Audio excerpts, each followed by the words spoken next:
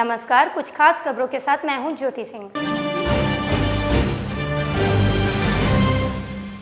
लखनऊ में पिछले दिनों तकनीकी शिक्षा विभाग में विशेष सचिव के पद पर तैनात आईएएस को पुलिस ने छेड़छाड़ के मामले में गिरफ्तार कर जेल भेज दिया था और घटना के 1 घंटे के अंदर निलंबन का आदेश भी कर दिया था। मगर दूसरी तरफ हजारों करोड़ के घोटाले के आरोप में जेल की हवा खाने के बाद भी आईएएस प्रदीप शुक्ला के निलंबन की जगह मिली थी। उनको राजस्व विभाग में तैनाती। सरकार का ये दोहरा मापदंड आखिर क्यों? देखें हमारे चीफ एडिटर निर्दोष मोजेस की एक खास रिपोर्ट। क्या शशि भूषण को फंसाया गया है? दिल्ली से लखनऊ आ रही लखनऊ मेल के जिस डिब्बे में आईएएस शशि भूषण लाल सुशील यात्रा कर रहे थे, उसी डिब्बे में उनकी शयिका के पास लखनऊ की रहने वाली एक युवती अपनी मां के साथ यात्रा कर रही थी। युवती का आरोप है कि आईएएस ने सुबह उसके साथ अश्लील हरकत की थी, जिसके बाद जीआरपी ने सुशील को लखनऊ स्टेशन पर उतारकर गिरफ्तार कर लिया था। बड़ा सवाल ये उठता है कि जब आईएएस को युवती के साथ छेड़छाड़ करनी ही थी तो उसके पास रात का समय भी था, जब डिब्बे में अंधेरा हो जाता है, मगर आईएएस सुशील ने यह काम रात में क्यों नहीं किया? क्या मायावती के करीबी होने का इनाम मिला है? बड़ा सवाल यह भी उठता है कि जिस समय यह हाई प्रोफाइल ड्रामा चल रहा था, उस समय प्रदेश के मुख्यमंत्री हरदोई में एक जनसभा में थे। वहीं से तुरंत आनन फानन में आईएएस के निलंबन का आदेश आ जाता है और सख्त धाराओं में केस दर्ज करने का आदेश भी आ गया। अब तक तो बात छेड़छाड़ की चल रही थी, लेकिन जैसे ही मुख्यमंत्री का आदेश मिला, गंभीर धाराओं में सुशील पर केस दर्ज कर दिया गया, जिसमें जबरन बलात्कार का प्रयास भी शामिल था। आईएएस सुशील के मामले में जिस तरह से जल्दबाजी दिखाई जा रही है, उसके लिए यह बात भी सामने आ रही है कि कहीं ऐसा तो नहीं कि पिछले मुख्यमंत्री और बसपा सुप्रीमो मायावती के बेहद करीबी माने जाने वाले सुशील को कहीं बेवजह फंसाया तो नहीं गया है, या उन्हें मायावती के बेहद करीब होने का इनाम दिया गया हो।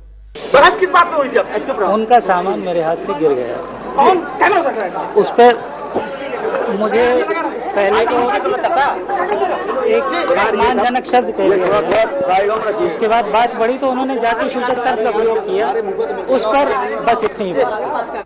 जबकि इससे पहले हजारों करोड़ के एनआरएचएम घोटाले में 3 माह की जेल काट कर आए आईएएस प्रदीप शुक्ला पर अखिलेश की ये मेहरबानी क्यों नहीं प्रदीप शुक्ला को निलंबित किया गया?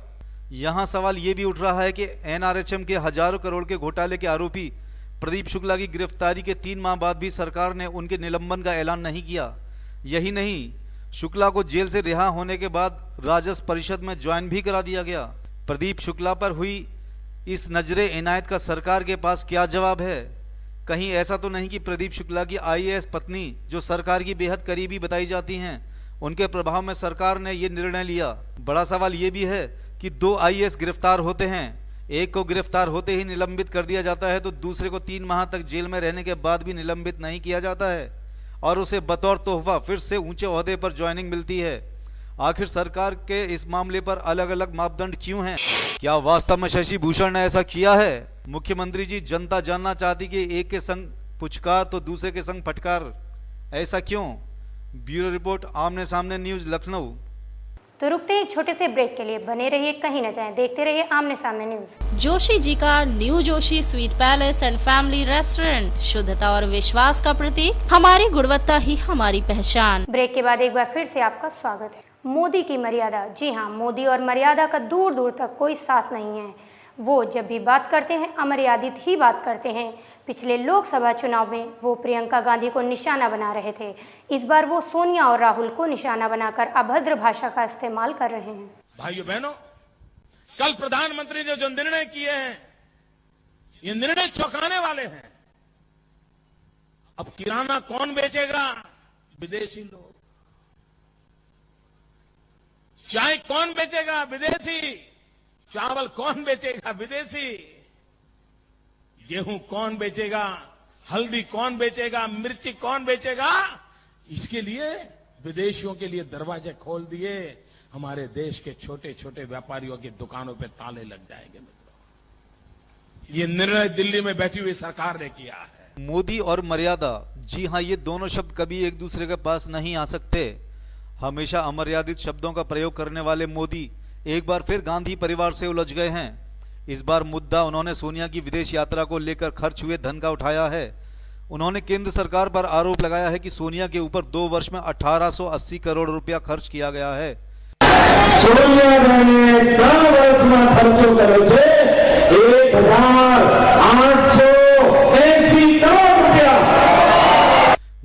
में सोनिया गांधी ने उनके ही गढ़ में यानी राजकोट में चुनावी रैली में बड़े मर्यादित तरीके से मोदी का नाम लिए बगैर अपने गिरेबान में झांकने के लिए कह दिया कि हमारे विरोधियों को देश में ना कोई उन्नति दिखता है, ना प्रगति, न प्रगति, लेकिन सिर्फ बर्बादी और अंधकार की बातें करते हैं। इससे पहले भी बीजेपी का ये नेता कांग्रेस की खिल्ली उड़ाने से बाज नहीं आया। जब बेंगलोर में दिए एक भाषण में मोदी ने कांग्रेस को 125 साल की बुढ़िया कह डाला। इस 125 साल की बुढ़िया देश का भला कर सकती है। ये 125 साल की बुढ़िया नौजवानों का भाग्य बना सकती है। ये 125 साल की बुढ़िया बेंगलोर की जिंदगी बदल सकती है, कर्नाटक की जिंदगी बदल सकती है, हिंदुस्तान की जिंदगी बदल सकती है। मित्रों, ये 125 साल की बुढ़िया कांग्रेस हिंदुस्तान पर बोझ बन गई है।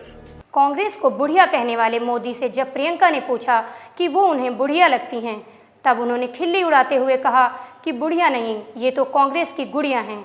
मोदी की इसी अभद्र भाषा ने उत्तर प्रदेश में भाजपा को चौथे नंबर पर खिसका दिया। बुढ़िया हो चुकी है, जिसने ओछा बयान दिया, मैं बुढ़िया लगती हूँ, मैं बुढ़िया लगती हूँ, मैं बुढ़िया लगती हूँ। ज्यादा नौजवान तो कांग्रेस में ही है। आप देखिए, जितने सांसद देखिए सब कांग्रेस में ही है। बीजेपी में तो मुझे इतने नौजवान नहीं दिखते। चाहे तो मोदी जी या अडवाणी जी अपने आप को नौजवान समझते हो तो अच्छी बात है। बाद में जब कांग्रेस की प्रियंका गांधी ने अपनी प्रतिक्रिया दी तो मोदी ने एक बार फिर कांग्रेस की खिल्ली उड़ाई और इस बार कहा कि अगर कांग्रेसियों को बुढ़िया शब्द बुरा लगता है तो हम उन्हें गुड़िया कहेंगे। हम कांग्रेस की उम्र की चर्चा कर रहे हैं। अच्छा, मान लो मेरे कांग्रेस के मित्रों को मेरी ये 125 वाली सच्चाई पसंद नहीं आती है, उनको बुढ़िया कांग्रेस वाला मामला अच्छा नहीं लगता है, तो चलो भाई हम कहेंगे अब कांग्रेस पार्टी बुढ़िया कांग्रेस नहीं है। कैसे वो जवान हो जाएंगे क्या? उनकी 125 साल की उम्र कम हो जाएगी क्या? तो आज से हम ये कहना बंद करेंगे कि भाई कांग्रेस 125 साल की बुढ़िया नहीं है, कांग्रेस गुड़िया कांग्रेस है। कुछ दिन पहले भी मोदी की जुबान फिसल गई थी जब मोदी ने राहुल पर हमला बोला था और उन्हें अंतर्राष्ट्रीय नेता तक कह डाला और कहा कि वो इटली से भी चुनाव लड़ सकते हैं।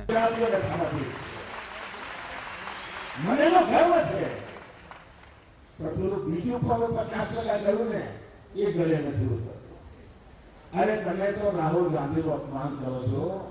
તમે કહો છો રાહુલ ગાંધી રાષ્ટ્રીય નેતા છે, એ રાષ્ટ્રીય નહીં આંતરરાષ્ટ્રીય નેતા છે। એમને તો એ સુવિધા છે હિન્દુસ્તાનમાં પણ ચૂંટણી જીતી મોટા થઈ શકે, ઇટાલીમાં થઈ શકે।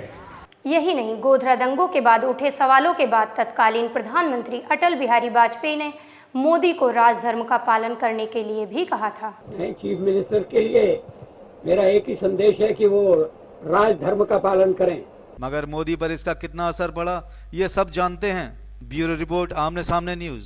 उधर कांग्रेस के युवराज राहुल गांधी के संसदीय क्षेत्र अमेठी के गांव बेडौना में एक युवती के कुछ अश्लील वीडियो उतारने वाले आरोपी को पुलिस ने गिरफ्तार कर जेल भेज दिया है। भाजपा द्वारा मोदी को प्रधानमंत्री प्रोजेक्ट करने पर जनता दल यू ने एक बार फिर एनडीए से हटने की बात कहकर भाजपा के माथे पर चिंता की लकीरें डाल दी हैं। नीतीश कुमार ने कहा है कि हम गुजरात में भाजपा के खिलाफ चुनाव लड़ेंगे। खबरों का सिलसिला यहीं से समाप्त होता है। अगले हफ्ते फिर मिलेंगे कुछ खास खबरों के साथ। तब तक के लिए मुझे और मेरी टीम को दीजिए इजाजत। नमस्कार।